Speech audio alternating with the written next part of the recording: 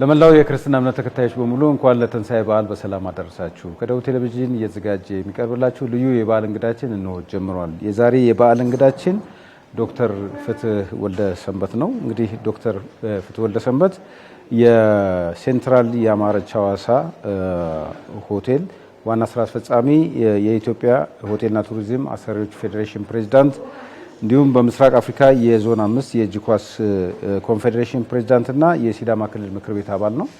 እንግዲህ የበርካታ ኃላፊነቶች ባለቤት ነው ዶክተር ፍትህ ወልደሰንበት። ከሱ ጋር የበዓል እንግዳችን አድርገን ነው ስለ በዓሉም እያወጋን ስለ ስራዎቹም ከኛ ጋር ቆይታ እናደርጋለን። ከደቡብ ቴሌቪዥን ልዩ የበዓል እንግዳችን ጋር አብራችሁን ቆይታ እንድታደርጉ ከወዲሁ እንጋብዛለን። በድጋሚ እንኳን ለትንሳኤ በዓል ያደረሳችሁ እያልን ወደ ዝግጅታችን እንመጣለን። ዶክተር እንኳን ለትንሳኤ በዓል በሰላም አደረሰ። ለ2017 የትንሳኤ በዓል በሰላም አደረሰ። እንግዲህ ዶክተር አንተ የበርካታ ኃላፊነቶች ባለቤት ነህ። ቀደም ሲል ለመግለጽ ሞክሬያለሁ። የሴንትራል ያማረች ሆቴል ዋና ስራ አስፈጻሚ እንዲሁም የኢትዮጵያ ሆቴልና ቱሪዝም አሰሪዎች ፌዴሬሽን ፕሬዝዳንት፣ በምስራቅ አፍሪካ ደግሞ የዞን 5 የእጅ ኳስ ኮንፌዴሬሽን ፕሬዝዳንትና የሲዳማ ክልል ምክር ቤት አባል ነህ። በቅርቡም እንግዲህ ከነዚህ ኃላፊነቶች ባሻገር በማርች 29 2025 እንደ አውሮፓውያን አቆጣጠር ኮትዲቫር ላይ የአፍሪካ ቢውልደር እና የአፍሪካ ኢምፓክት አዋርድስ የሁለት አዋርዶች ባለቤት ሆኗል። እንኳን ደስ አለ። በዚያ ደስ አለን። አመሰግናለሁ። ወደ ኋላ ላይ ዘርዘር አድርገን እናያቸዋለን። እንዲሁ ለነገር መነሻ ይሆን ዘንድ ዶክተር ፍትህ ወልደሰንበት እንዲሁ ለቆይታ በቂ ምስል እንዲሰጥ ዶክተር ፍትህ የልጅነት ወይም የወጣትነት እድሜው ላይ የነበረው የስራይት ባህል የቢዝነስ ህይወቱ ምን አይነት ሰው ነበረ? በዚህን ጀምር እስኪ። እሺ፣ አመሰግናለሁ። ያው እንደ ማንኛውም ሰው ሐዋሳ ከተማ ላይ ነው የተወለድኩት። ሐዋሳ ከተማ የወላጆቼ ወይዘሮ አማሪት ዘለቀ እንዲሁም ሻለቃ ወልደሰንበት ዘበርካ ከነሱ ነው የተወለድኩት። ሐዋሳ ከተማ ላይ ነው የተወለድኩት። ሐዋሳም ከተማ እንደተወለድኩኝ በአቅራቢያችን የሚገኘው የካቶሊክ ትምህርት ቤት ነው እስከ 8ኛ ክፍል ያለውን የተማርነው። ከዛ በኋላ ያለውን ደግሞ በሃይ ስኩል በታቦር ሃይ ስኩል ነው የተማርነው። ስለዚህ ሐዋሳ ላይ ነው የነበረው ሂደታችን። የሐዋሳ ከትውልድ ከልጅነት ጀምሮ ያሳለፍነው ሁኔታዎችን ስናይ ያው እንደምታውቁት ወይዘሮ አማሪት ዘለቀ ለሁላችንም እና ለአባትም ሆና ያሳደገችና ምክንያቱም እኔና የኔ ታናሽ በተወለድን ጊዜ በአጭር ጊዜ ውስጥ ነው አባታችን በጦር ሜዳ ላይ ያረፉትና ስለዚህ ሁሉንም ኃላፊነቶቹን በተለይ የሁለታችንን ትልቆቹ ትንሽ ያውቃሉ ፋዘርን፣ እኛ ግን ብዙ አናውቅም ነበርና አብዛኛውም እናትም አባትም ሆነ ያሳደገችን እናታችን ወይዘሮ አማረች ናት። በእድገታችንም ስናይ ወይዘሮ አማረች ሁል ጊዜም የስራ ባህልን በደንብ ተምረን እንድናድግ፣ በሁለተኛነት ደግሞ ትምህርታችንም ላይ በደንብ ጠንክረን እንድንማር ሁለቱንም በኃላፊነት ነው የተወጣችው። ምክንያቱም ልጆችን ሁሌ በባህሪም በትምህርትም በእውቀትም ስትገነባ ነው ነገ ጥሩ ለሀገር አገልጋይ ለቤተሰብ ጠቃሚ የሚሆን ልጆች የሚፈሩትና ያንን ሂደቶች በሙሉ በጥሩ ሁኔታ አሳክታ ነው ሁሎቹንም 5ቱንም ልጆችን በስኬት ያሳደገችውና ሂደቶቹን ስናልፍም በልጅነቴ እንደ ማንኛውም ሰው ስፔሻሊ በእግር ኳስ ላይ ነበር ማተኩረው። እግር ኳስ ላይ የሰፈር ቡድኖች ነበሩ። በዛ ሰፈር ቡድን ላይ ጥሩ ተፎካካሪም ተጫዋችም ነበርኩኝ። ነገር ግን ሂደቶች ወደ ትምህርቱና ወደ ስራው እያደላን ስንመጣ የስፖርቱን ነገር መጫወቱን ትተነዋል ማለት ነው። ስለዚህ ሂደቶቹ እድገቱን በምናድግ ሰዓት ማዘር ይህንን ልጆች ማሳደግ ኃላፊነትን ለመወጣት የመጀመሪያ ውሳኔው ያደረገችው አባታችን ሲሞት የራሷን ቢዝነስ ከፍታ ልጆችን ኃላፊነት ወስጄ ያሳድጋለሁ በሚል ምክንያቱም በዛ ወቅት የምታውቁ ከሆኑ የመኮንን ልጆች ወደ ኩባና ኮሪያ እየተላኩ ለትምህርት የመላክ እድል ነበረ። ነገር ግን ማዘር ልጆቼን አልክም እኔ ራሴ እያሳድጋለሁ ብላ በትንሹ የምግብ ቤት ስራዎችን በዛ ወቅት ጀምራለች። እኛም በዛ ወቅት እሷ የኪችን ስራውን ስትሰራ እኛ ደግሞ አስተናጋጅም እየሆንን ከትምህርታችን በተመለስን ቁጥር ተራ በተራ በመጣኑ ሰዓት ይህንን እገዛ እያደረግን ነው እድገታችን በሙሉ ያለፈው። በጣም አመሰግናለሁ ወይዘሮ አማረች። እንግዲህ ወደ ኋላ ላይ እናስታውሳቸዋለን። ዝክረ አማረች እንግዲህ በብዙ ነገር ይታወቃሉ። በስራ ታታሪነታቸው፣ በቢዝነስ ኢኖቬተርነታቸው እንዲሁም በደግነታቸው ወደ ኋላ ላይ እናነሳለን። የእናንተም እናት ብቻ ሳይሆን የሐዋሳ እናታችን የሚል መጠሪያ ያላቸው ናቸውና ወደ ኋላ ላይ እንመለሳለን። እንደው ካነሳን ላይ ቀር እስከ 3ኛ ዲግሪ ድረስ ትምህርት ገፍተሃል እና እሱን እስኪ የተወሰነ ጨምርበትና ወደ ጥያቄዎች ይመጣሉ። ተቀደም እንዳልኩት ማዘር ትምህርት ላይ በጣም አተኩራ ነው ልጆችን እስከ መጨረሻው ድረስ እንዲማሩ ያደረገችው። ሁሉም ልጆችም በዚህ በትምህርት ደረጃው ትልቁ ደረጃዎች የደረሱንም አለን እየደረሱም ያሉ መንገድ ላይ ያሉ አሉና ስለዚህ እነዚህ ሂደቶችን ስናይ የማስተርስ የዲግሪው በቢዝነስ አድሚኒስትሬሽን ነበር። የማስተርሱም በህንድ ሀገር በቢዝነስ አድሚኒስትሬሽን ኤምቢኤ ነው። ከዛ በኋላ ደግሞ በፒኤችዲም በማርኬቲንግ ማኔጅመንት ነው። ያ ፒኤችዲም ስፔሻላይዝ የሚያደረገው በሆቴልና ቱሪዝም ነው። እንደውም አንዱ የጥናቱ አካል የነበረው የሰርቪስ ፌለር እና ሀውቱ ማኔጅ የሚለውን ሞዴል የሆነ በራሴም እሱንም አሳትም ያለው በዛ ፒኤችዲ። ስለዚህ ትምህርቱን እስከ ፒኤችዲ ያደርሰነዋል ማለት ነው። እነዚህ ሂደቶች በሙሉ ያው ትምህርት ብዙ ጊዜ አናላይዝ የማድረግ እውቀትና ነገሮችን በሰፊው ከፍተ እንድታይ ነው የሚያደርግ እንጂ አብዛኛው የኤክስፒሪየንሱ ነው ስራ ላይ ተግባራዊ የምታደርገው። የትምህርት ዋናው ጥቅሙ እነዚህ ነገሮች ሀውቱ አናላይዝ እያደረግ ነገሮችን በልዩ መልክ የምታይበትን እድል የመፍጠር ሂደት ናቸውና እነዚህ 3ኛ ስለዚህ ከቢዝነሱ ስራ በተጨማሪ ትምህርቱን ሳፖርት እያደረግ እንግዲህ እያስተጋባክ ማለት ነው ለውጤታማ በቅታልና እንደው ዶክተር ፍትህ እንዳጠቃላይ እንደው ዛሬ የትንሳኤ በዓል ነውና አንተንም የትንሳኤ ልዩ የበዓል እንግዳችን ነህና ትንሳኤ በዓል ስታስታውሱ ምንድን ነው የምታስታውሰው? በዓል እንደሚታወቅ ብዙ እንድምታዎች ያሉት ነው። በሃይማኖታዊ መንገዱም ስናየው ምድራችን የሰው ልጅን ኃጢአት ብሎ የተሰረዘበት ትልቅ እድል የሰው ልጅ ራሱን በራሱ ችሎ እንዲኖር ያደረገ እድል የተፈጠረበት የትንሳኤ በዓል ነው። ሃይማኖታዊ ሂደቱን እንደ ማንኛውም የኦርቶዶክስ እምነት ተከታይ ሙሉውን የጾማት ጊዜዎቻችንን እያሳለፍን ያንን የጾማት ጊዜዎች ደግሞ አልፈን የአምላካችንንም ትንሳኤ ትልቅ ምናይበት ስለሆነ መንፈሳዊ እንትኑ በአመት ውስጥ ትልቅ የመንፈሳዊ ጊዜህን የምታሳልፍበት ስለሆነ ጥሩ አጋጣሚ ነው ብለን እናስባለን። ሌላው የትንሳኤ በዓል በመጣ ቁጥር ሁሌ ከልጅነትም ጀምሮ ከምግብ ከመብላቱም በላይ ሌሊት ከቤተ ክርስቲያን ማለት 9 ሰዓት ላይ ቤተሰብ ሙሉ ተሰብስቦ እናታችን በደንብ የባህል ምግቦችን በሙሉ አዘጋጅታ ሌሊት ሁላችንንም ልክ በዛ ሰዓት ቤተ ክርስቲያን የሄደውም መጥቶ ተኝቶም ቀን ውሎ የተኛውም በዛ ሰዓት እንዲነሳ ተደርጎ ሌሊት ላይ የምናረጋት ደስ የሚል ባህል ሁሌም አሁንም እኛም ያስቀጠልናት ሙሉ ቤተሰብ ይዞ በዛ እኛ ጋር ደግሞ ልዩ የሚያደርገው ሰራተኞችን በሙሉ ነው በዛ ሰዓት የሚበሉ ሌሊቱ ላይ ተነስተው ማለት ነው ሁሉም አንድ ላይና ያ ነገር ስናይ ሁሌ በአመት አንድ ደስ የሚል ኢቨንት ብናሳልፍባት ስለሆነ የፋሲካ በዓል ልዩ ናት ለኛ ሁሌ። በጣም አመሰግናለሁ ዶክተር። ክቡራን ተመልካቾቻችን ከደቡብ ቴሌቪዥን ልዩ የትንሳኤ በዓል ዝግጅታችን ነው በመከታተል ላይ የምትገኙት። ዛሬ የበዓል እንግዳችን ደግሞ ዶክተር ፍትህ ወልደሰንበት ነው። የበርካታ ኃላፊነቶች ባለቤት ነው። እንግዲህ ከዶክተር ጋር በርካታ ቁም ነገር እየተጨዋወትን በዓሉን አብረን እናከብራለን። አብራችሁን ሁኑ። እንዳጠቃላይ እንደው አንዳንዶች ዶክተር ፍትህ ማን ነው የሚለውን ለማነጋገር ሞክሬ ነበርና የበርካታ ኃላፊነቶች ባለቤት ነው። እንደገና ደግሞ የሽልማትም ከመሸለም ባለፈ በተለይ የቢዝነስ ክሬቲቪቲው ይለያል ይላሉ እና ዛሬ ለደረስክበት በኋላ ስለ ሽልማቶች ወደ ኋላ እንመጣለን። ለብዙ ኃላፊነት ለመታጨት ትልቅ ኃላፊነት ተሸክመህ ደግሞ ለመሻገርና ለስኬት ያበቃ ሚስጥሩ ምንድን ነው? እስኪ ከብዙ የወይዘሮ አማረች ቢዝነስ በስተጀርባ ደግሞ ቀዳሚው ዶክተር ፍትህ ነው የሚል ነገር ሰምቻለሁ እና እስኪ የስኬት ሚስጥር ምንድን ነው? ስኬቶችን ሁሌ ስናስብ ሁሌም እኔ ምናልባት ልሳን ሆኜ ፊት ለፊት እታያለሁ እንጂ ፋሚሊው እና የሰራተኛው ትልቅ ስኬቶች አሉን በውስጣችን። የነዚህ ስኬቶች ዋናው መሰረትም የእናታችን አስተዳደግ ነው። እናታችን በምታስተናግደን ጊዜ በምታሳድገን ጊዜ የመጀመሪያ ትልቁ መርህ አድርጋ የምትወስደው ስነ ምግባር ነው። መጀመሪያ ስነ ምግባር ማንም ሰራተኛ እንደ ልጅ ነው እዚህ ቤት ተቀጥቶ በማዘር የሚያድገው ማለት ነው። ስነ ምግባር ላይ ምንም የማይተላለፍ ነገር ሁሌ እሱን ማድረጓ እናታችን አንድ ትልቅ ስኬት ነው። ሌላ የስራ ባህል ሁሉ ስራን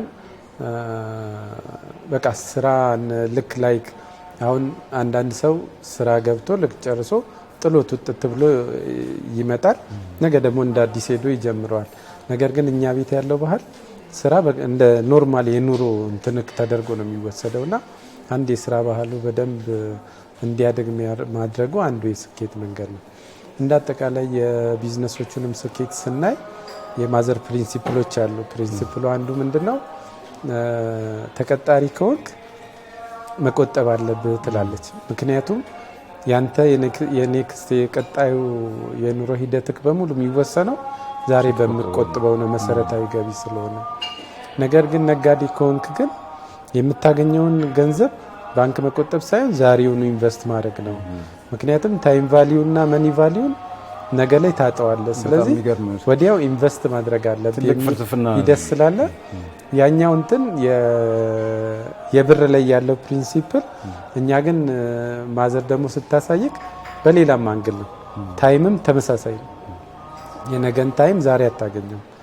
ስራዎች በተቻለ መጠን ዛሬ ማለቅ አለባቸው። ዛሬ ማለቃቸው ጥቅሙ ምንድነው? ነገ የራሱን እድልና የራሱን ቻሌንጅ ነው ይዞ የሚመጣ። ዛሬ ያልሰራው ስራ ባሳደርክ ቁጥር የነገህን እያበላሸ ነው የሚሄደው። ኮሚሌቲቭ ይሆንና የሆነ ጊዜ ስታክ የሚያደርግክ ይሆናል ማለት ነው። ስራን ጉለት ሆነብክ ይመጣልና እነዚህ ባህሎችን መከተላችን ነው ትልቅ አንዱ የስኬት ሂደቱ ተብሎ የሚታሰበው ማለት ነው። ሌላው እነዚህ ኃላፊነቶችን በምናይባቸው ጊዜ ኃላፊነቶች ብዙ ጊዜ ሰው ለኃላፊነት ሲያጭቅ የመጀመሪያ የሚያየው እምነት ነው። እምነት ስል መታመን መቻል አለብክ። ባለበት በምትሰራበት ስራ ሰው ይህን ነገር ኃላፊነት ይወጣል ብሎ የሚያደርግክ እምነት መጀመሪያ እሱን ክሬት ማድረግ ስትችል ነው። አለዛ የሰው ልጅ መቅመስ አይችልም። ታረጋለህ፣ በስራው አይተ ነው ተሳክቷል አልተሳካም ብለህ ደግሞ ሌላ ለማረም የምትሄደው። አንዱ ይህንን ትልቅ ነገር ማዳበር ከቻልክ እምነት ለኃላፊነት ለመታጨት ብዙ አይከብድም ማለት ነው። በሌላ መንገዱ ስናይ ደግሞ የስራ ውጤቶቹ አሁን የሴንትራል የአማረች ሐዋሳ ቢዝነሶችን በምናይ ሰዓት ሁሉም በመሰረት ላይ ነው እየተሰሩ ያደጉት። ማንም ሰው ክሊል የሚያውቃቸው ናቸው። ብዙ ጊዜ ይባላል ማዘርም የምትመክረውልኝ የሆነ ነገር ሁሌ በመሰላል ውጣ ነው የምትለው። ያለ መሰላል ልትወጣ ትችላለህ፣ የሆነ ቦታ ትወጣለህ፣ ግን መውደቅ ቢመጣ ግን ያን መሰላል የለክም ዘጭ ነው የምትለው። ግን በመሰላል ውጣ ማለት ሂደቶችን ተከትለው ሂድ፣ አቋራጭ መንገዶችን አትከተል ነው። እነዛን መንገዶች ሳንከተል መሄዳችን አንደኛ የሰው እምነትም ማዳብሯል። ከዛ ውጭ ደግሞ የሚታዩ ስኬት ስራዎችም ስላሉ ሰዎች የማጨት እድላቸው እየሰፋ ይመጣል ማለት ነው። በዛ ሂደት ውስጥ ነው አንዱ የኢትዮጵያ ሆቴልና ቱሪዝም የአሰሪዎች ፌዴሬሽን ሐዋሳ ላይ የሐዋሳ ሆቴል ባለቤቶች ማህበር አለ። እሱን ለመምራት ፕሬዚዳንት ሆንኩኝ። ከዛ በኋላ ደግሞ የአገር አቀፍ በሚቋቋም ጊዜ እነዚህን ማህበራቶች ናቸው ኢትዮጵያ ሙሉ ያሉትን ሰብስቦ ወደ ፌዴሬሽን ያደገውና ያኛውንም ፌዴሬሽን እዛም በምንቀርብ ሰዓት ያሉ ስኬቶች ስለሚያይ የሰው እምነት መኖሩ የማዘር ከከተማ ብቻ ሳይሆን በሀገር በዓለም አቀፍ ደረጃ መታወቋ የሰውን እምነት በሰፊው ሊያዳብር ይችላል። እነሱም እዛ ደግሞ መምጣት እዛ ፖዚሽን ላይ ከመጣውን በኋላ ደግሞ እጅግ በጣም ብዙ ስኬቶች አሉ። እነሱ እናያለን።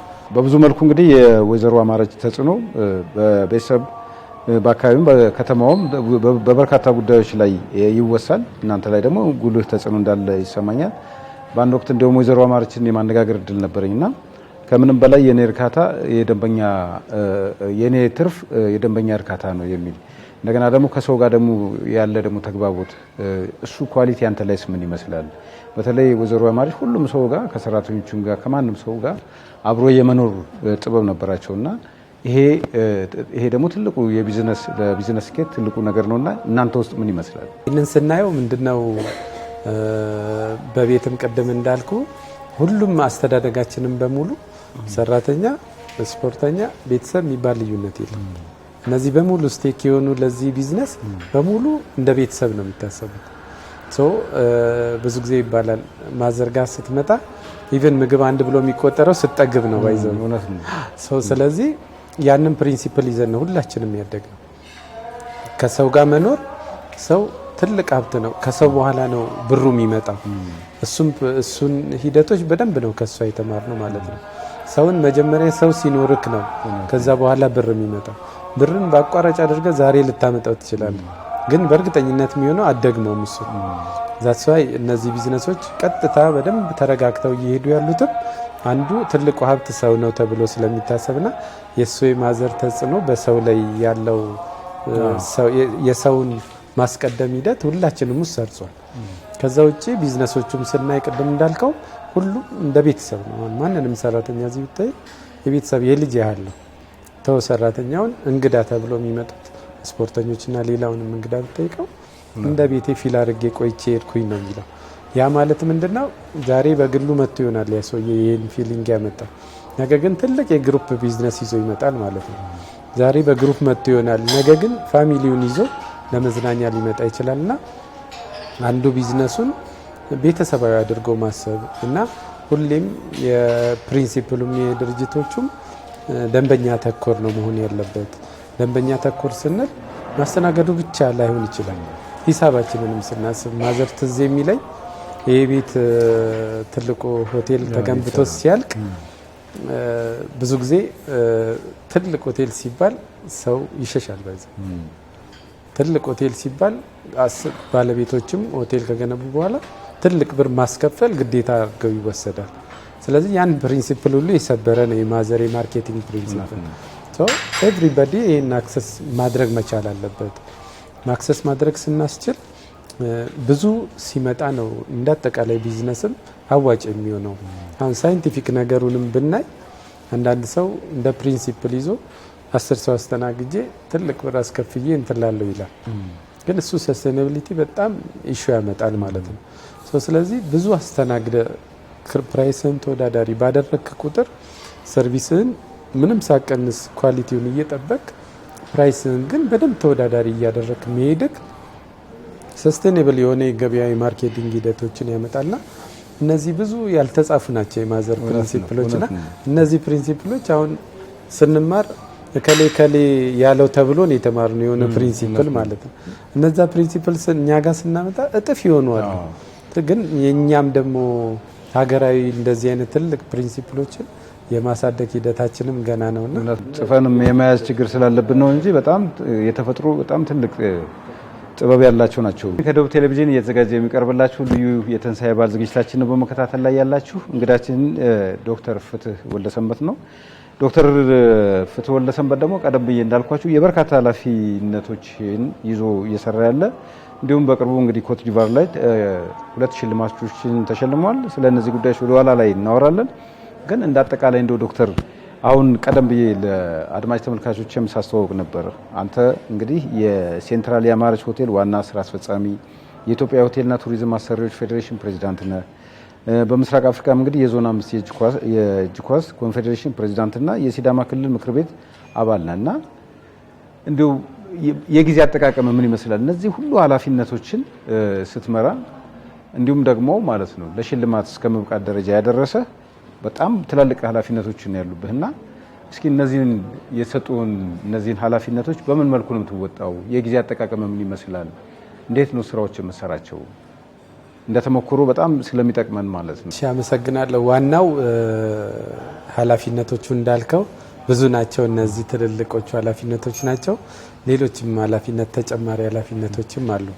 እነዚህ ኃላፊነቶችን አንዱ መጀመሪያ የመጡበት መሰረታቸው ሁሉም እነዚህ ኃላፊነቶች በሙሉ በፍላጎት ላይ የተመሰረቱ ነበሩ። that's why ወድጄና ደስ ብሎ የሚሰራቸው ስራዎች ስለሆኑ አንድ የስራ ባህሪ ለስኬት የሚያበቃክ ነገር በስራ ደስተኛ የሚያደርግን ነገር መስራት ነው። እሱ አንዱ ስራ አቅሏል ብዬ አስባለሁ። በሁለተኛ ስራዎችን ኃላፊነት መስጠት መቻል።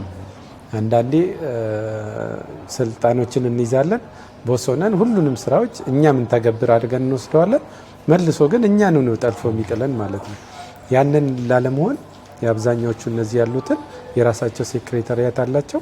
እነሱ ሴክሬታሪያት ስራዎቹን እንዲሰሩ እኔ ስትራቴጂክ የሆኑ ነገሮች ላይ እንዳተኩር እንደሚታወቀውም እነዚህ አመራሮችን ስትይዝ በአንተ ውስጥ ሙሉ ቦርድ ትልቅ ቦርዶች አሉ።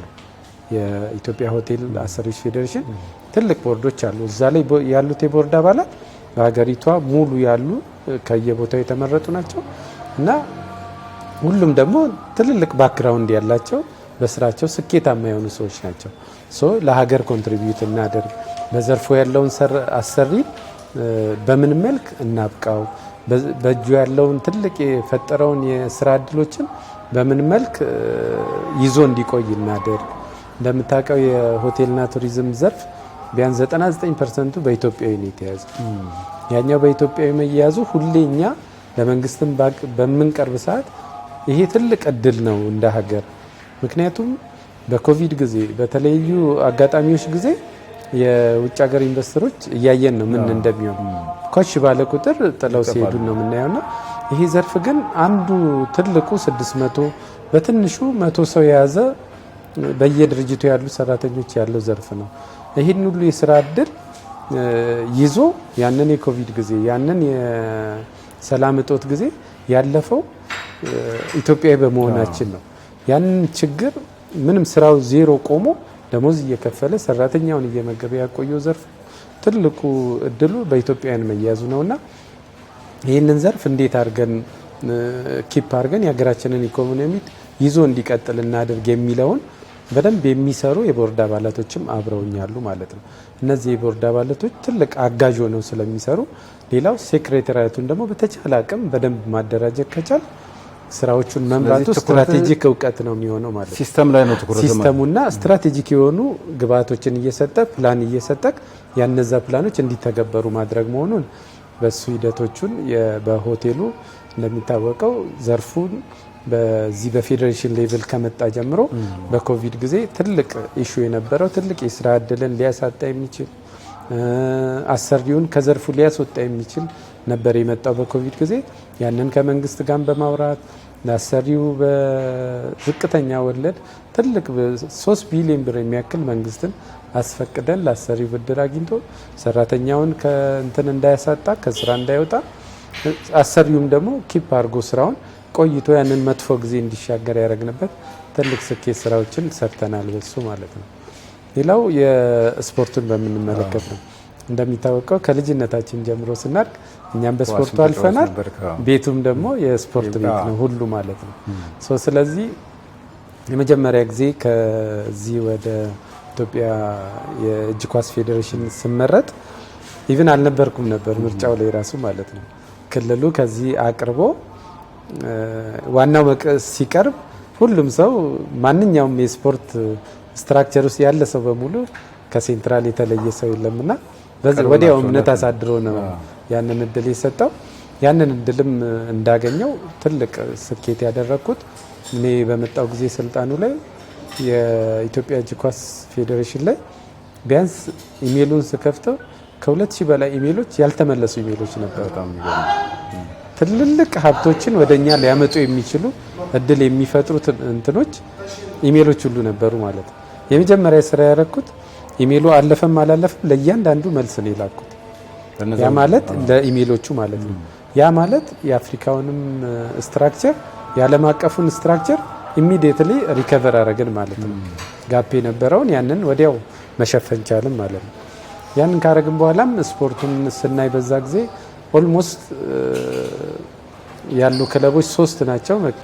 መከላከያ አሁን መቻል የሚባል ነው፣ ሜድላ ፌዴራል ፖሊስ እና የማረሚያ እነሱም ለፌዴሬሽኑ ደብዳቤ ውድድሮች ስለሌሉ አዳዲስ ክለቦች ስለማይመጡ ውድድር ስላጣን ልንፈርስ ነው ብሎ ደብዳቤ ጽፈው ነው የደረስኩ።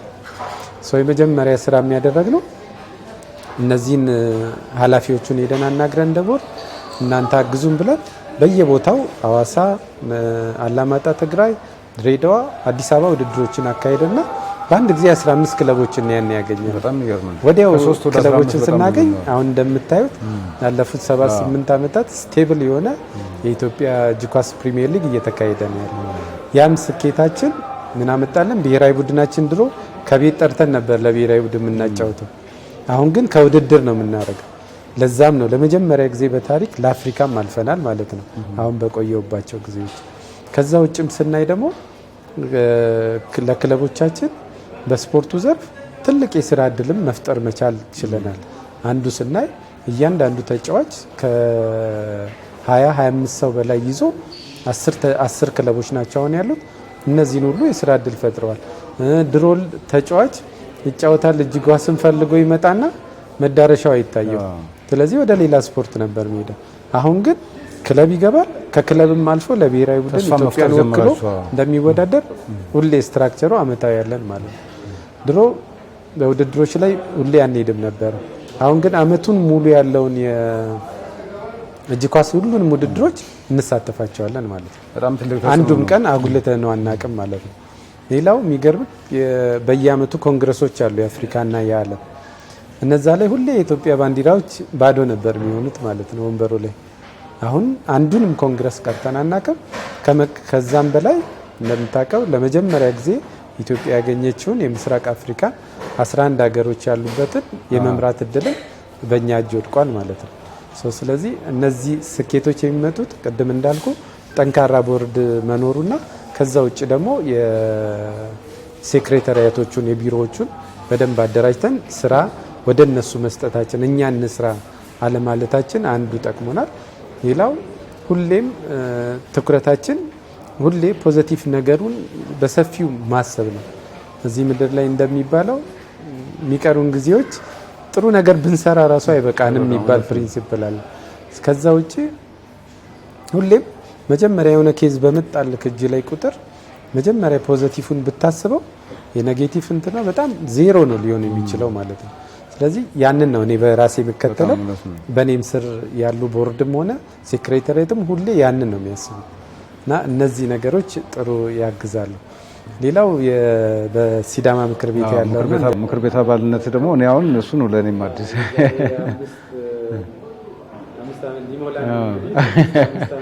ኔክስት ምርጫ ትወዳደራለህ ትወዳደርም እንግዲህ ነው እድሉ የመጣው መጀመሪያ ላይ ለምርጫ በዚህ ስታጭ የመጀመሪያ ጥያቄ የነበረው የተወሰኑ 9 ጥያቄዎችን አድርገን እነዚህ ነገሮችን ምርጫ ውስጥ መሆኑ እንትን ሊያደርግ ይችላል ማለት ልምዱ የለንም በፊት። ስለዚህ እንደዚህ ቢሆን የሚል ስል በሚገርም ሁኔታ ምላሽ የነበረው ይሄኛው እኮ ለአንተ ሳይሆን ለእናታችን ክብር ነው አለ ማለት ነው ክልሉ ማለት ነው። ይሄን ሲል በቃ ምንም ወዲያ ኋላ ማለት የለም። በቃ ምርጫውን ተሳትፎ የምርጫው አካል መሆን ነው። ስለዚህ በዛ ምርጫ እንደምታስታውስ በጥሩ ውጤት ሲዳማ ክልል ምክር ቤት አባል ሆኛለሁ። ባለውም የክልል ምክር ቤቱ በጣም ደስ የሚያሰኝ ምክንያቱም ብዙ ቦታ ማናየውን በክልል ምክር ቤት ላይ ክልል ምክር ቤት ብዙ ጊዜ እንትን ሆነው የሌሎች ክልሎችም ጋር ስናይ ውስንና በቃ የብሔሩን ብቻ ተደርጎ ነው የሚወሰደው። በሲዳማ ግን ይሄ ትልቅ ልዩነትን የፈጠረ ነው የኔ በምርጫ እዛ ውስጥ መግባት ማለት ነው። በዚህ ክልሉ በጣም መመስገን ያለበት ነው። ምክንያቱም ህገ እንትኑንም ስታይ ህገ መንግስቱንም ስታይ በዚህ በሲዳማ ክልል ውስጥ የሚኖር ሰው ልክ ከሌላው እኩል ነው የሚል ነዋሪው ነው ቀጥታ እንትን ሪፕሬዘንት የሚያደርገው ክልሉን እንጂ ብሔር ነው አይደለም የሚል ስላለው ትልቅ መበረታታት ያለበት ሌሎችም ክልሎች መማር ያለባቸው ናቸው።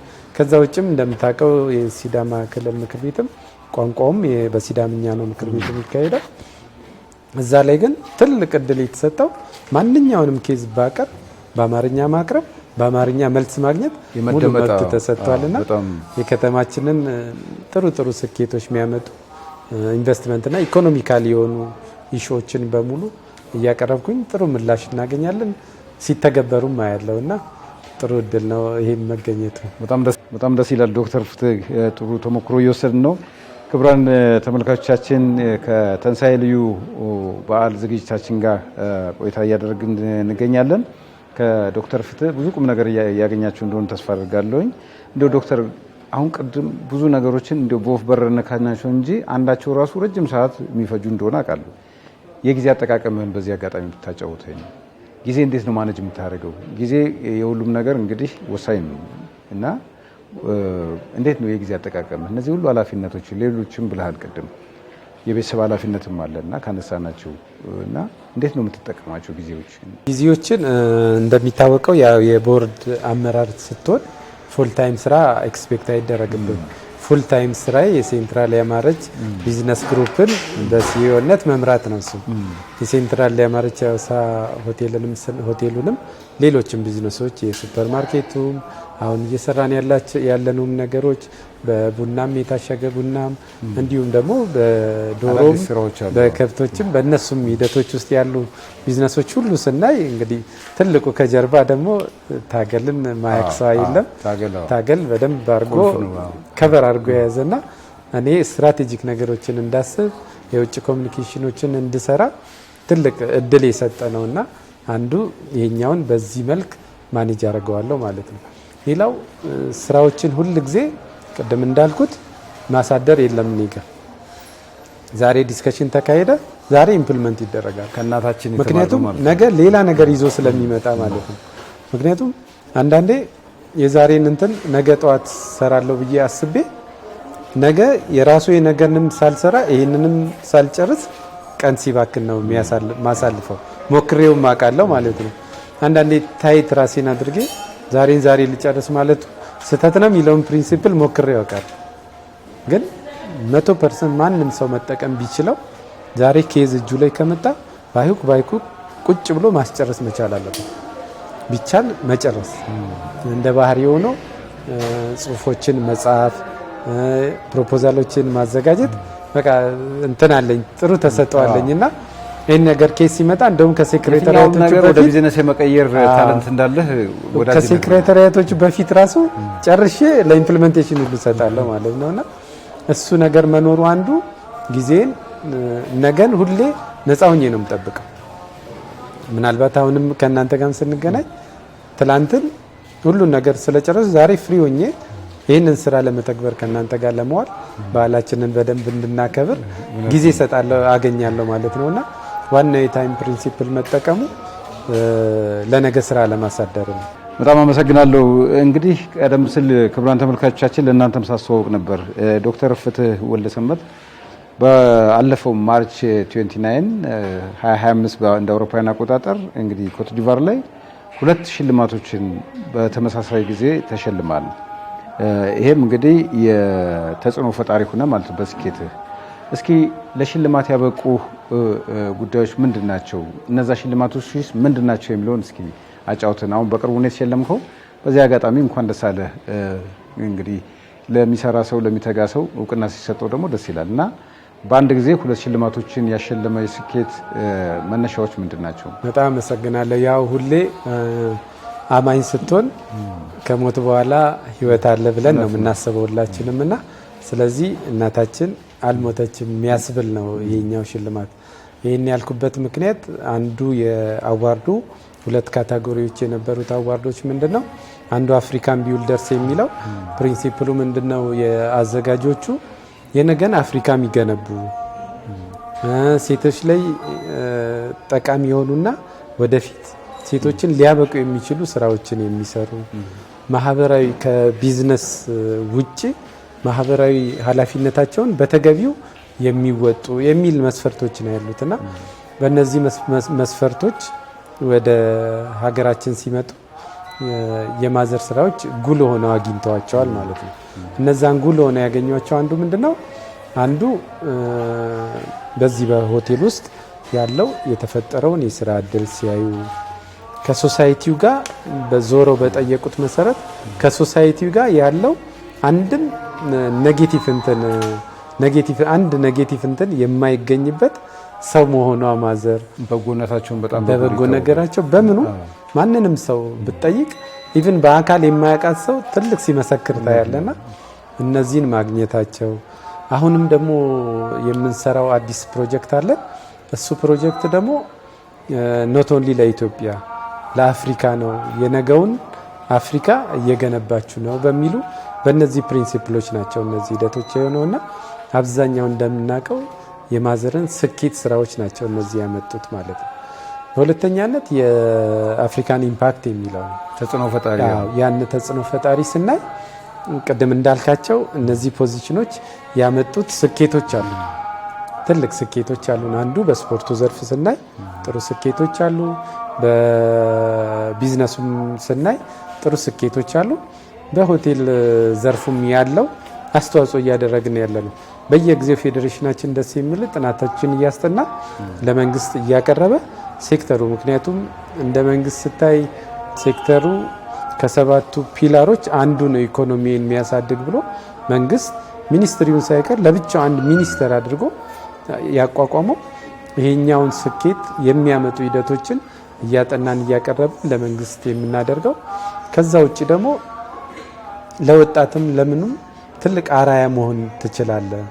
ምክንያቱም ሰዎች ይስማማሉ፣ በቃ ከሚቀርቡ እጩዎች ሰው በበለጠ ይስማማሉና ስለዚህ እነዚህ አዋርዶች ይገኛሉ በሚል ነው 2 አዋርዶች የተገኙት። እነዚህም አዋርዶች እዛም ስንሄድ ለኢትዮጵያ ምን ያህል ሌቭል እንዳለች እኔ አንዳንዴ ሳስበው ብዙ ሰው እንደው እየላኩ ማሳየት እድል ቢኖረንና ሰዎችን ውጭ እየላክን ብናሳይ የኢትዮጵያን ትልቅነት የምታይበትን አጋጣሚ ታያለክና እዛ ስትሄድ ደግሞ ፕሮግራሙን ስታይ ኢትዮጵያን በምን ልክ እንደሚያከብር ኢትዮጵያም እንደ ሀገራችን ዜጋችን መጥተዋል ብለው የኢትዮጵያ ኤምባሲ በዛ ሌቭል በደንብ ተቀብለው ከኤርፖርት ጀምሮ አቀባበል ዲፕሎማቶችም ነው ተቀብለውና ደስ በሚል ሁኔታ ስታይ በኢትዮጵያ በጣም የምትኮራበት ነው። ከዛ ውጭ ትልቁ ኩራታችን የሆነ ደግሞ የኢትዮጵያ አየር መንገድ በአፍሪካ ሀገሮች ላይ ያለውን ስታይ ኢትዮጵያ እኮ የአፍሪካ በር ናት የሚሉ ሰዎች ናቸው የምታገኘው። በጣም ደስ ይላል። ያንን ያክል በቃ በር ሆነናል ለአፍሪካና ከከተማነትም ባለፈ ብራንድ አድርገን ማስተዋወቅ ያለብን የአፍሪካ በር ነን የሚለውና እሱን ስታይ በቃ ሁላችንንም ኮኔክት ያደረገን የኢትዮጵያ አየር መንገድ ነው ሲሉ እዛ ላይ ፕሬዘንቴሽኑ ላይ ሲቀርብ ደግሞ ኢትዮጵያ ያላት የቱሪስት መስህቦች እንደምናውቀው አገራት አንድ አይነት የቱሪስት መስህብ ይዘው ነው ስንት ቱሪስት የሚያጎርፉት ነው። እኛ ዓለም ላይ ሙሉ ያለው የቱሪስት መዳረሻ ላይብራሪ ነው ማለት እንችላለን። ሁሉንም የሃይማኖቱንም፣ የተፈጥሮውንም፣ የላንድስኬፑንም፣ የአየሩንም ኢቭን አየራችን መሸጥ የምንችለው አየር ይዘን የቱሪስት ፍሰታችን ግን ስቲል ትንሽ ነው ያለውና ያንን እንደዛ አጉልተው እዛ ላይ ስታይ አንዳንዴ እንዲህ አይነት እድሎች በጣም መፈጠር አለበት። ይሄ ሻይን የምንሆነውን አሁን አንዳንዴ ነጋዴዎችም የቢዝነስ ማኖችም ኢትዮጵያ ውስጥ ሻይን ይሆናሉ፣ ይደበቃሉ እና እንደዚህ ወጣ ማለት መቻላቸው ከራሳቸው በላይ ሀገራቸው የሚያስከብሩት ነው የሚበልጠውና እሱን ኢቨንቱ ላይ ለማየት ችለናል። በጣም ደስ የሚለው ነገር ደግሞ እና የዚህ ሽልማት ደግሞ በጣም ውስን ሰዎች የተሸለሙት ነው። የኮት ዲቫር ዋንታውን ወይዘሮ አማረችም እናታችን የተሸለሙት እንዲሁም በአንተ የተሸለምከው ምናልባት እነ ፕሬዚዳንት ፖል ካጋሜ የናይጄሪያው ባለሀብት ደግሞ ዳንጎቴና ፕሬዚዳንት የኢትዮጵያ ሳህለወርቅ ዘውዴ እነዚህ ውስን ሰዎች የተሸለሙት ድንቅ ሽልማት ነውና በዚህ አጋጣሚ በጣም ትልቅ ሽልማት ስለሆነ በድጋሚ እንኳን ደስ አለህ ለማለት እወዳለሁ። እዚሁ ሰርሞኒ ላይ እንግዲህ ዝክረ አማረችም ዝግጅት ነበርና እንግዲህ ወደ እሳቸውም እንግዲህ አሁን ወደ ሁለተኛው ዋናው ያንተ ሴግመንት ሀሳቤ ስመጣ በተለይ እንግዲህ በሐዋሳ የሁሉም እናት እማዬ የሚል በህይወት ዘመናቸው እንግዲህ በነበሩ ወቅት ላይ ደግነታቸው በእጅጉ ከቢዝነስ ማንነታቸው ባለፈ በደግነታቸው ይታወቃሉ። ስለዚህ የዚህን ደግነት ደግሞ እናንተ ማስቀጠል ይጠበቅባችኋልና ከወይዘሮ ያማረች አደራም አለባችሁ። ይሄ ደግ የመስራት ስራ ማለት ነው። የበጎ ስራችሁ ምን ይመስላል? በእናንተ ምን ይመስላል ለጋሲው? እስኪ እሳቸውንም እዛ ዝክረ ያማረች ስለነበረ አያይዘን እናንሳ ብለን ነው። ያው ቀደም እንዳልኩ አማኝ ኮንክ ሰው ከሞትም በኋላ ህይወት አለና ስለዚህ እያንዳንዱን እንቅስቃሴያችንን በሙሉ እማዬ ታይናለች ብለን ነው የምንሰራው። ያኛው ነገር ትልቅ ጠቅሟል። እንደምታስታውሱት እሷ ባረፈችብን የ40ው ቀን ከመታሰቡ በፊት በሐዋሳ ቅዱስ ገብርኤል ገዳም ለሷ ማስታወሻ የሚሆን በ26 ቀን ነው ያኛው የተሰራው። ያኛው ስራዎች ሲሰሩ አንደኛ በህይወት ዘመኗ ሰዎች በስነ ምግባራቸው በሃይማኖታቸው በደንብ ካልታነጹ ልጆች ነገ የሚረከብ ትውልድ በጣም ቻሌንጂንግ ይሆናል የሚል ሀሳብ ነበረ። በዛም ምክንያት የሆቴሉን አዳራሾች እንደምታውቁት ለተለያዩ ለወጣቶች ጉዳይ በሙሉ ለአርቱም ጉዳይ በሙሉ በነፃ ነበረ የምትሰጠው። ይህንን አንድ ይቀርፋል ብለን በእምነት ቦታ በአዋሳ ቅዱስ ገብርኤል ገዳም ትልቅ የሆነ አዳራሽ ዘመናዊ አዳራሽ ተሰርቷል። ከዛ ውጪ የገብርኤል 2 ዓመታዊ በዓሎች በተከበሩ ቁጥር ማዘርን በዝና የሚያክሰው ቀጥ ብሎ ማዘር ጋር ቤት ይመጣሉ። ቤት መጥተው በዝና ነው የምናቅሽ ብለው መሬት ተነጥፎ ሙሉ ሳሎን ተኝቶ ነው ሰው የሚሄደው። ስለዚህ ይህ አዳራሽ እንዲህ ቢሰራ መምጣት ያልቻለው ሰው በሙሉ የማደር እድሉን ሰፊ ማድረግ ይቻላል የሚልና ሁለተኛ ደግሞ እንዳያችሁትም ሙዚየሙ የእሷን ታሪክ በደንብ በተገቢው ለወጣቶችና ለስፔሻሊ ለሴቶች ደግሞ የሚያስተላልፍ የእሷን ታሪክ ያለበትም እዛ ለመቀመጥ ችሏል። እዛም ስታዩት ኮሜንቶቹን ገብታችሁ ብታነባቸው እጅግ ትልልቅ ሰው የሚባሉት የሀገራችን ትልቅ መሪዎች ሳይቀሩ መጥተው አይተዋል።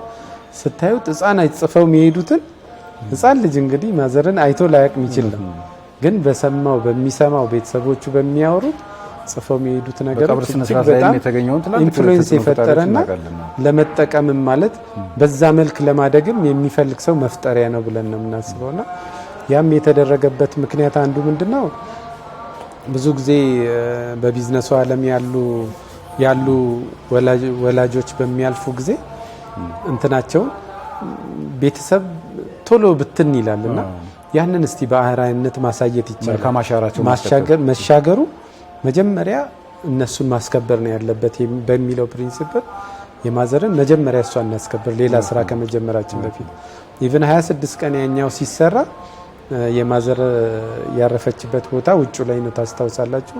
የቀብር ቦታ የነበረውና ማንም ሰው ቤት አልተኛም በዛ ወቅት 26 ቀን አስጨርሰን አስገብተን ነው ለ40 አድርሰን ሁሉም ሰው ወደ ቤት የተመለሰውና አንዱ የዛ አይነት ነገሩ ለወጣቶች ትልቅ አስተማሪ ነው።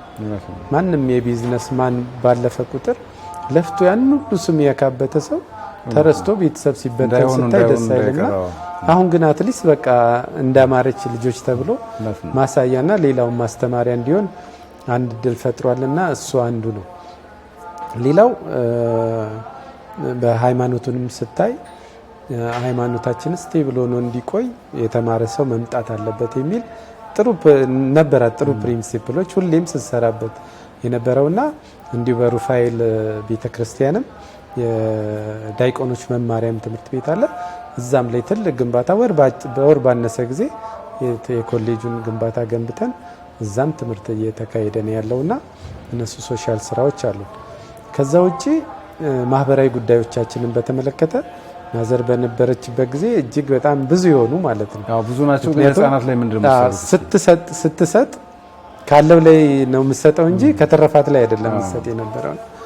ታዳጊዎች ወጣቶችን ስታይ አዋሳ ዩኒቨርሲቲ ተመድበው የሚመጣው ልጆች የቸገራቸው ልጆች ቀጥታ ነበር በማዘር ጋር እንደምታውቁት በጓሮ በር የሚባል አለና በዛ በር ይገባሉ። እነዛ ልጆች በቋሚነት ተመርቀው እስኪሄዱ ድረስ እሷ ጋር ሲያገኟት ብር አግኝተው ቁርስ ምሳራታቸውን በራባቸው ጊዜ መጥተው በልተው ትልልቅ የተመረቁ ዩኒቨርሲቲ ተማሪዎችን እናያለን። በቤትም በሰራተኞቹንም ስናይ በዛ በኮቪድ ጊዜ የአካባቢውን ሰው በሙሉ ያለን እንካፈል ብላ ነው። በዛ ወቅት እንግዲህ ሁሉ ነገር ዝግትግት ያለ ነበርና እንካፈል ተብሎ ሁሉንም ሰው በደንብ ታግዞ ነው ጊዜውን ያን መጥፎ ጊዜ የሚያሳለፍ ነው። ያንንም ማለፍን አሁን ላይ ደግሞ የሶሻል ስራዎቿ በተገቢው መንገድ መቀጠል አለባቸው ብለን እስካሁን እሷ የምታደርገውን ነገር አንድም ያቆምነው ነገር የለም። በተጨማሪ ደግሞ እስቲ በደንብ ኦርጋናይዝድ ሆኖ ደግሞ ይሁን ብለን የአማረች ፋውንዴሽንም ለማቋቋም በዝግጅት ላይ ነው ያለነው።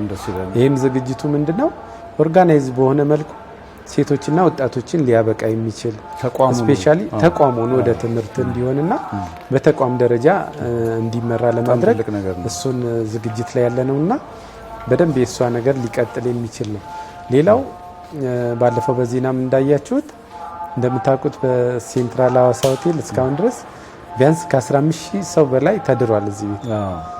ያ ሁሉ ሰርጎችን በምታዩ ሰዓት እንደ ሆቴል መጥቶ እንደ ተዳራ አይደለም ሰው ሁሉንም ሰው ስታገኙት የሚነግረውና እንደ ቤቱ ማዘር እንደ እናት ቆማ ብሮች በጣም የሚገርሙ ብሮች በአንድ ሰው የከፈለ ሰዎች እጅግ በጣም ብዙ አሉና ይሄ ነገር እስቲ ለምን ጊነስ ቡክ መመዝገብ አይችልም?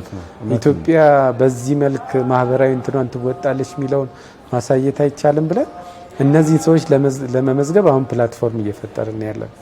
ያ ፕላትፎርም ምንድነው? እነዚህ ሰዎች ሁሉ ሙሉ መመዝገብ ቢቻል አንድ ላይ በአንድ ሴሬሞኒ ላይ ትልቅ ነገር ፈጥረንበት ከዛ በኋላ ፋሚሊ ሆነው እንዲቀጥሉ 15000 ሰው በሁለት አብዛው 30000 ሰው ማለት ነው። እነሱም የሶሻል ስራዎችን በተገቢው እንዲሰሩ ያ ሁሉ ተድሮ ቤተሰብ የፈጠረ በሙሉ ሁሉም ስኬት ላይ ላይሆን ይችላል። አንዱን እንዲያግዘው ለሀገር ጥሩ ጠቃሚ የሚሆን አንድ ፋሚሊ እንፍጠር የሚል ሀሳብ ይዘን እሱን እያካሄድን ነው። ያም ትልቅ የማዘር ሌጋሲ መሆን የሚችል ነው። ምክንያቱም በጣም የሚገርሙ ታሪኮች አሉ። ከሀገር ትልልቅ መሪ ደረጃ እስከደረሱ ሰዎች እስከ ሁሉም አይነት ሰው እዛ ውስጥ የተካተተ ነውና እነዛን ታሪኮች ማስተላለፉ ሌላውን በደንብ ሊያስተምር ይችላል የሚል ነው። ሌላው አሁን በቅርቡም ማዘር ከአረፈች በኋላ 2 ዓመት ያልሞላው ትልቅ ፕሮጀክት ሐዋሳ ሐይቅ ላይ ጀምረናል። አዎ እግረ መንገድን እዚህ ጋር እንደው እንድታነሳልኝ የምፈልገው ዶክተር ከሐዋሳ ብቻ ሳይሆን ሌላም ሆሳዕናም አርባ ምንጭም ዱባይም ነው ያለውና እንደው በወይዘሮ ያማረች የሴንትራል ማለት ነው ቢዝነስ ግሩፕ ብዙ ስራዎችን እየሰራችሁ ነው። ለበርካቶችም የስራ እድል እየፈጠራችሁ ነው።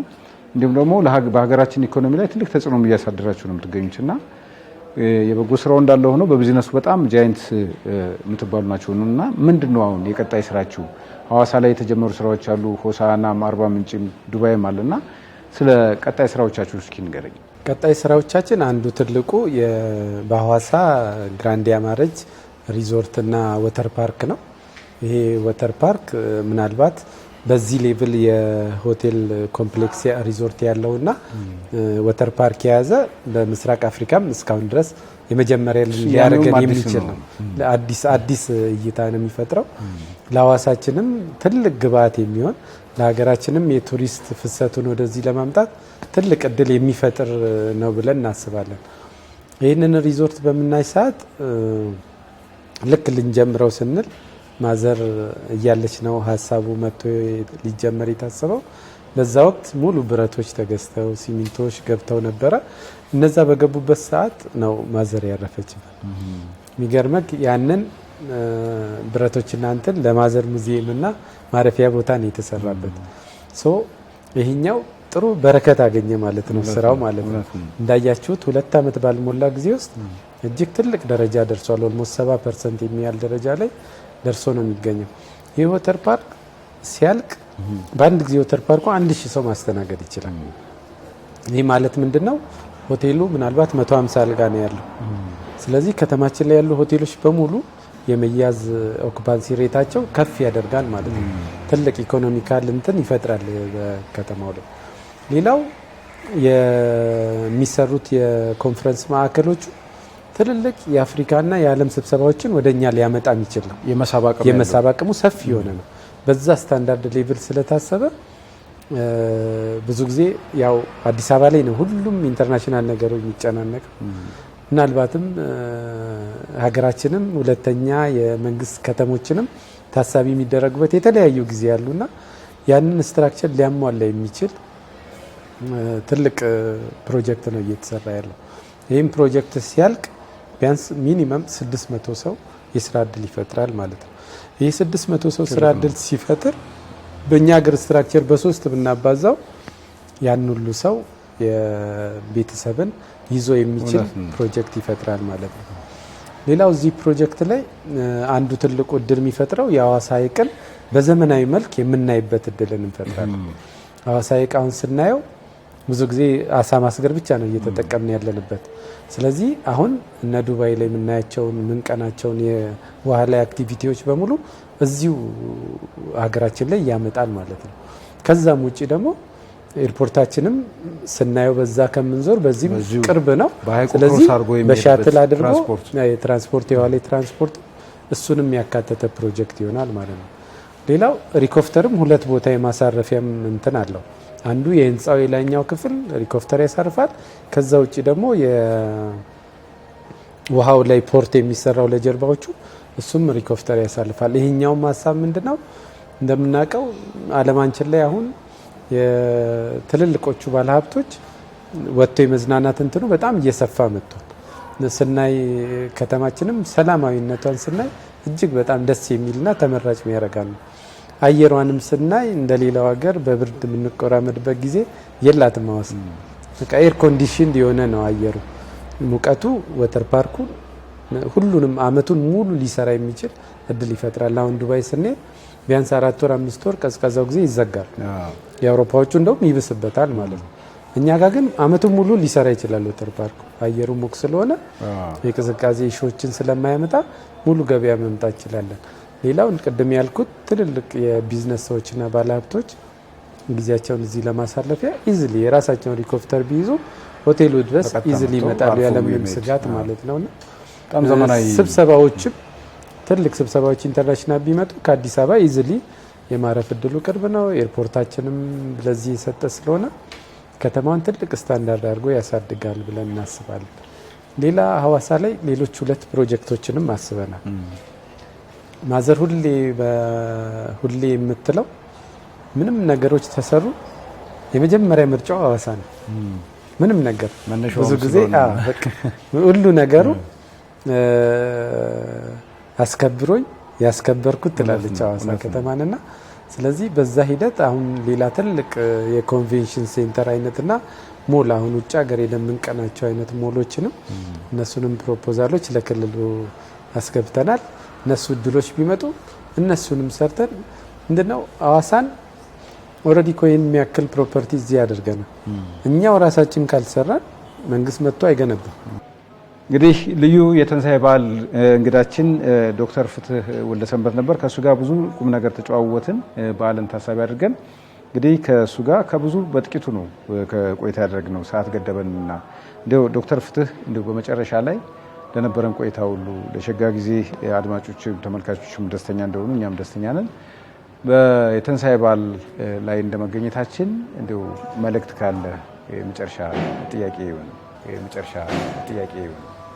እሺ፣ በጣም አመሰግናለሁ። በዚሁ አጋጣሚ እንግዲህ የመላው ለኢትዮጵያ የኦርቶዶክስ እምነት ተከታዮች እንዲሁም ለክርስቲያን እምነት ተከታዮች በሙሉ ምክንያቱም የኢየሱስ ክርስቶስ ትንሳኤ ስለሆነ የሁላችንም ስለሆነ ለዚህ በዓል እንኳን በሰላም አደረሰን እላለሁ። ለሆቴሎቻችንም ለሁሉም ቢዝነሶቻችን ደንበኞቻችንም በዚሁ አጋጣሚ ሁሌም አብረውን ሆነው ጉለታችንን ለእኛ ነግረው መልካም እንትናችንን ደግሞ ለሌላ ሰው ነግረውልን ሁሌም የማይለዩንን የሆቴላችንን ደንበኞችን በሙሉ በዚሁ አጋጣሚ እንኳን አደረሳችሁ ለማለት ፈልጋለሁ። በዚሁ አጋጣሚ ሁሌም ለማመስገን ፈልገው የደቡብ ሬዲዮና ቴሌቪዥንና ሬዲዮ ጣቢያም እናታችን በነበረችበት ጊዜ ሁሉ የምታደርገውን ስራዎች በሙሉ ለሕዝብን በማቅረብ እናታችንን ባረፈችም ጊዜ የረፍት ፕሮግራሟን ሙሉውን በላይፍ ፕሮግራም ሲተላለፍ የቆየበት ጣቢያ ነውና በዚሁ አጋጣሚ ሁሌም የምንወዳችሁና ሁሌም የምናመሰግናችሁ ነው። በዚሁ አጋጣሚ እኔም ላመሰግን ፈልጋለሁ። በጣም አመሰግናለሁ ዶክተር ፍትህ ወልደሰንበት። እኛም እንግዲህ በዚህ አጋጣሚ ከእናንተ ጋር እንግዲህ ስለነበረን ቆይታ በተለይ ደግሞ ዶክተር ፍትህ የወይዘሮ ያማረችን የሴንትራል ሐዋሳን እናታችንን ማለት ወክለ ቢዝነስ ግሩፑን በብዙ እንግዲህ የቤተሰብን ሀሳብ የቤተሰብን ታሪክ ነው ያጫወትከን በልዩ የትንሳኤ በዓል። እኛም በየትኛውም ጊዜ መተን ማለት ነው ለኛ የትኛውንም ትብብር ስለምታደርጉ ሁሌ ክብር አለን ለወይዘሮ ያማረች ሴንትራል ሆቴል። ስለዚህ ክቡራን ተመልካቾቻችን ልዩ የትንሳኤ በዓል ዝግጅታችን ከዶክተር ፍትህ ወልደሰንበት ጋር በጣም ጥሩ ጊዜ ቆይታ አድርገናል። በያላችሁበት በዓሉ ያማረ ሸጋ ጊዜ እንዲሆን በድጋሜ እየተመኘን ስለነበረን ቆይታ ሁሉ ከልብ አመሰግናለሁ።